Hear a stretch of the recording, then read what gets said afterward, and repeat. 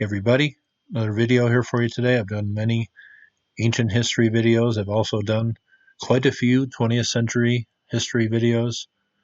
I've never done one on the 1918 Spanish flu pandemic. And of course, we are all keeping our eyes on the news these days, and we're pretty lucky that what is happening today wasn't as severe. The flu back then was a lot more deadlier than what we are dealing with today, and people are really stepping up. A lot of stuff is getting done, and it's about time. But I just thought I would look at this and kind of give it a historical perspective. And then part of the reason why I'm doing this video is a conversation I had with my mom, my grandfather, who I was close with, who passed away a few decades ago. Well, his father passed away in the 1918 Spanish flu pandemic, so kind of a personal touch there and kind of inspired me to do this video. This is designyoutrust.com. I will leave the link below, but let's take a look at some of the pics here and where they come from. Here is a naval hospital, Mare Island in California. And looking back about exactly 100 years just on these faces, you just kind of wonder what they were going through. And you think about today. Here is an airbase in France. Here is a worker in New York, and by October of 1918, the workers in New York were all wearing masks. Schools eventually closed around the country, and children stayed at home, and some of them made toys that they sent to affected children around the world. Around the world, face masks were being worn at this time. Here in Japan, some girls at school are all wearing them.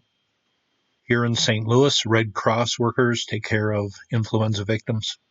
Here in Arkansas, this is Ebert's Army Field Hospital. Now, right during the epidemic here, soldiers were shipping off to World War I locations in Europe. Here are soldiers at Camp Dix in New Jersey, kind of gagging after they're gargling here. Here's a pic coming from Lawrence, Maine, influenza camp here. Here's a look at American nurses in France going through the trenches here, some carrying gas masks. They had to treat a lot of influenza victims. They were the true heroes 100 years ago, some of them on the front lines here. Just like today, 100 years later, they are the ones that are the true heroes, and nurses and doctors, really at the front lines of this thing we are facing these days. Back 100 years ago, when this thing started spreading, they started taking precautions here outside classes at the University of Montana in Missoula. Here's a look from Sydney, Australia, when the flu started to outbreak there. Around the world, about 500 million people caught this influenza, the Spanish flu. About 50 million people died, and I believe 675,000 of them in the United States.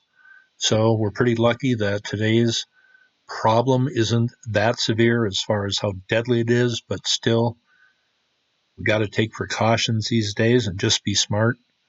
We are very ingenuitive these days, and it's the people that are going to get us through this, everyday people that are stepping up, making things and producing things and helping out with everything that we need today. And I think it's pretty encouraging, even though what you see on the news is pretty bleak. I think we'll get through this just fine, even though this is going to be around for a little while. I found these images pretty stirring. Here is one from Washington, D.C., 102 years ago. But now let's just move over to another website before I end this video with a few more pics set to music. Here's the website I will leave below. This is the Berkeley Daily Planet. And what they did here is they just chronicled the newspaper stories and kind of the slowly developing realization that they had something serious on their hand, and how they slowly closed movie houses, schools, and different things here. But I will leave this below. I thought it was very interesting. But I thought those accounts from the Berkeley newspaper 102 years ago were eerily similar to what we're going through today. Even though today we're going to come out of it much better than these people did. We have much better medicine, technology, the sharing of information, a whole bunch of other things. And it seems a lot of people are taking this seriously today, as they should. Now, I say we're going to get through this just fine, but obviously people are losing their life, and that's why we should take it seriously. That's why we should listen to experts. Just be smart. Help out wherever you can, if you can. Now here are some more pics set to music with a little description on there of where they came from.